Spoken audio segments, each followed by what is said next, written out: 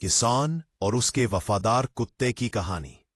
एक छोटे से गांव में रामेश्वर नाम का एक मेहनती किसान रहता था।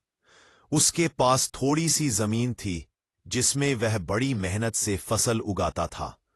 उसके साथ उसका एक वफादार कुत्ता मोती रहता था। मोती कोई साधारण कुत्ता नहीं था, बल्कि रामेश्वर का सच्चा साथी और परिवार जैसा था। रामेश्वर जहां भी जाता, मोती उसके साथ चलता। खेत में काम करते समय भी मोती कभी उसे अकेला नहीं छोड़ता था। एक बार की बात है, रामेश्वर की गेहूं की फसल पककर तैयार होने लगी। तभी आसपास के जंगल से जंगली सूअरों के झुंड खेतों में घुसकर लोगों की फसलें बर्बाद करने लगे।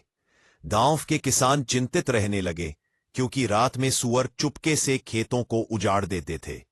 रामेश्वर भी परेशान था कि उसकी मेहनत बर्बाद ना हो जाए। उस रात रामेश्वर ने मोती से कहा, आज हमारे खेत की रखवाली तुम्हें करनी है दोस्त। मोती समझ गया। रात होते ही वह खेत के किनारे जागकर बैठ गया। उसकी आंखों में एक सतर्क चमक थी। कुछ देर बाद सूअरों का झुंड खेत की ओर बढ़ा। जैसे ही सूअर फसल में घुसने वाले थे, मोती तेज भौंकता हुआ उनकी ओर दौड़ा। उसकी आवाज से पूरा जंगल गूंज उठा। सूअर डरकर वापस भाग गए।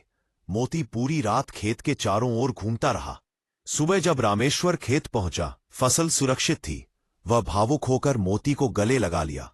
उसने कहा, तू सिर्फ एक कुत्ता नहीं, तू मेरा सच्चा रक्षक है। उस दिन से गांव में यह बात फैल गई कि वफादारी और प्रेम किसी भी रिश्ते को मजबूत बना सकता है।